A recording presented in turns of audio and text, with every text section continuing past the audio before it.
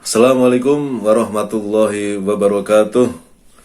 Apa kabar teman-teman, para subscriber, fans, dan penggemar channel Kisah Para Rasul? Alhamdulillah, mudah-mudahan kita semua sehat walafiat dalam ridha Allah Ta'ala. Dan oleh karena itu mari kita terus bersyukur kepada Allah atas segala nikmat dan karunia yang diberikan kepada kita, yang kita tidak bisa menghitungnya. Dan nikmat yang paling utama adalah nikmat iman dan Islam. Karena dengan iman dan Islam itulah kita akan selamat dunia dan akhirat. Salawat serta salam semoga terlimpahkan kepada baginda Rasulullah Muhammad sallallahu alaihi wasallam. Oke teman-teman, pada kesempatan ini saya ingin melanjutkan kisah para rasul, dan saya akan menyampaikan topik tentang ketika melanjutkan yang kemarin ya, Allah menciptakan Nabi Adam sebagai manusia pertama. Kemudian kita agak heran kenapa para malaikat dalam tanda petik semacam protes begitu. Tapi sudah kita bahas bahwa Allah menegaskan, aku Allah lebih tahu daripada kalian para malaikat, apa yang kalian tidak ketahui. Nah oleh karena itu kemudian pada kelanjutan berikut ini adalah ketika Allah mengajarkan ilmu kepada Nabi Adam ya, melebihi ilmunya para malaikat. Nah, Allah pun kemudian menjelaskan kepada para malaikat tentang kelebihan Adam atas mereka dalam hal ilmu pengetahuan. Allah berfirman, dan dia mengajarkan kepada Adam semua nama-nama benda. Quran surat Al-Baqarah ayat 31. Ibnu Abbas berkata, nama-nama ini adalah yang dikenal oleh manusia seperti nama orang, hewan, bumi, dataran rendah, laut, gunung, unta, keledai, dan nama-nama lainnya. Tentunya Nabi Adam sebagai manusia yang pertama yang diciptakan Allah ya belum tahu apa-apa.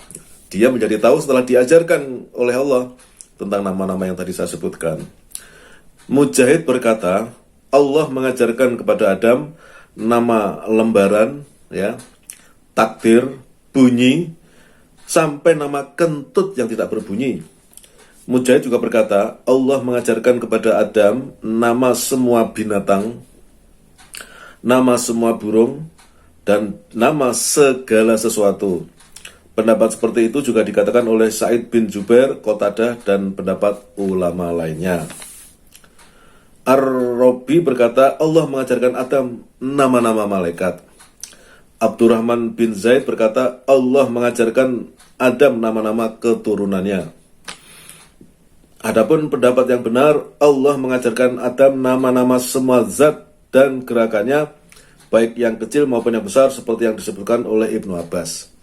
Jadi Allah mengajarkan semua hal, segala sesuatu yang Adam belum tahu diajarkan oleh Allah, baik benda yang kecil maupun yang besar, ya, termasuk zat yang diam dan gerakannya, yang bergerak. Berkaitan dengan hal ini, Bukhari menyebutkan hadis yang berasal dari dia sendiri dan Imam Muslim dari jalur riwayat Sa'id bin Hisham dari Qatadah dari Anas bin Malik dari Rasulullah. Beliau bersabda, orang-orang mukmin akan berkumpul pada hari kiamat nanti seraya berkata, andai saja ada yang memohonkan syafaat untuk kita kepada Tuhan kita. Selanjutnya mereka menemui Adam. Adam seraya berkata, engkau adalah bapak moyang manusia. Allah telah menciptakanmu dengan tangannya. Dia juga telah memerintahkan para malaikat untuk bersujud kepadamu dan mengajarkan nama-nama segala sesuatu. Bukhari menyebut hadis ini sampai selesai. Allah Subhanahu wa taala berfirman, kemudian mengemukakannya kepada para malaikat, lalu dia berfirman, sebutkanlah kepadaku nama-nama benda itu jika kamu sekalian memang benar orang-orang yang benar. Quran surat Al-Baqarah ayat 31. Hasan al-Basri berkata, ketika Allah hendak menciptakan Adam, para malaikat berkata, tidakkah Tuhan kami menciptakan suatu makhluk tidaklah Tuhan kami menciptakan suatu makhluk kecuali kami lebih mengetahui atau lebih berilmu darinya. Nah, ini statement malaikat nih, menarik ya. Mereka merasa lebih pintar lah gitu ya. Pernyataan mereka itu pun diuji. Hal ini dapat diketahui melalui firman-Nya, jika kamu sekalian memang orang-orang yang benar. Ada juga yang mendapat tafsir lainnya sebagaimana telah kami jelaskan di dalam kitab tafsir Ibnu Katsir. Para malaikat pun menjawab, Maha suci Engkau. Tidak ada yang kami ketahui selain dari yang telah Engkau ajarkan kepada kami. Sesungguhnya Engkaulah yang Maha mengetahui lagi Maha bijaksana. Quran Surat Al-Baqarah 32. Ya, jadi malaikat sebagai makhluk yang taat, ya. Mungkin pikiran kita malaikat pada waktu itu kan seperti agak sombong gitu kan. Tapi langsung kemudian mereka ingat bahwa mereka pun berilmu karena dikasihi Allah. Ya. Maha suci Allah Engkau, ya. Tidak ada seorang pun yang mampu menguasai ilmumu tanpa adanya pengajaran darimu. Sebagaimana disebutkan dalam firman-Nya, dan mereka tidak mengetahui apa-apa dari ilmu Allah melainkan apa yang dikehendakinya. Surat Al-Baqarah ayat 255. Jadi semua ini Allah yang memberikan, yang menciptakan, ya, yang mengajarkan. Allah berfirman, "Hai Adam, beritahukanlah kepada mereka nama-nama benda ini." Maka setelah diberitahukannya kepada mereka nama-nama benda itu, Allah berfirman, "Bukankah sudah kukatakan kepada kalian bahwa sesungguhnya Aku mengetahui rahasia langit dan bumi dan mengetahui apa yang kalian tampakkan dan apa yang kalian sembunyikan."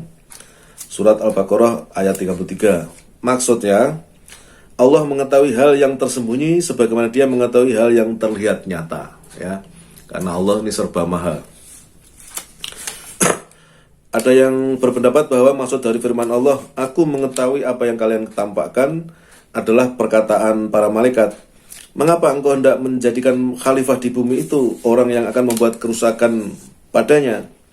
Adapun maksud firman Allah, "Dan Allah mengetahui apa yang kalian sembunyikan," adalah iblis yang menyembunyikan kesombongan dan keangkuhan di dalam dirinya terhadap Adam, ya. Demikianlah yang dikatakan oleh Sa'id bin Jubair, Muhajid, As-Sadi, Ad-Daha, dan As-Sauri. Pendapat ini dipilih oleh Ibnu Jarir. Adapun Abu Aliyah Ar-Rabi, Al-Hasan, dan Qatadah berpendapat bahwa firman Allah, "Dan Allah mengetahui apa yang kalian sembunyikan," maksudnya adalah perkataan malaikat. Tidaklah Tuhan kami menciptakan suatu makhluk kecuali kami lebih mengetahui atau lebih berilmu dan lebih mulia darinya, ya. Jadi itu adalah kisah pada saat fase-fase awal penciptaan Adam. Allah memberikan ilmu, mengajarkan ilmu kepada Nabi Adam yang tadinya belum tahu apa-apa karena makhluk yang baru diciptakan. Kemudian Allah ciptakan, kemudian diberi ilmu. Nah, artinya kita sebagai keturunan Nabi Adam pun apa yang kita ketahui adalah apa yang diajarkan oleh Allah. Allah memberikan kita otak, ya.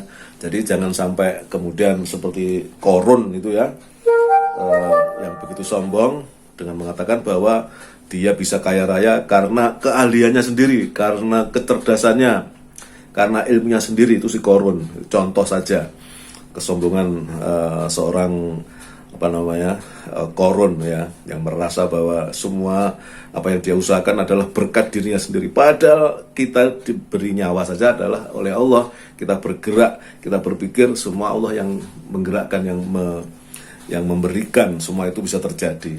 Oke teman-teman, sementara seperti itu konten kali ini. Pokoknya kita sedikit-sedikit menguak cerita, ya, di masa silam, di masa jauh ribuan tahun yang silam, ya. Kita bisa mengerti bagaimana nenek moyang kita, Nabi Adam, manusia pertama, ya, sampai nanti secara berlanjut nabi-nabi yang lain, rasul-rasul yang lain. Terima kasih, mohon maaf atas segala kesalahan. Akhirnya, assalamualaikum warahmatullahi wabarakatuh. Terus dukung channel Kisah Para Rasul. Bagi kalian yang belum subscribe, silakan subscribe, ya. Dan jangan lupa tekan tombol loncengnya supaya kalian dapat notifikasi dari konten-konten baru kami. Terima kasih. Salam.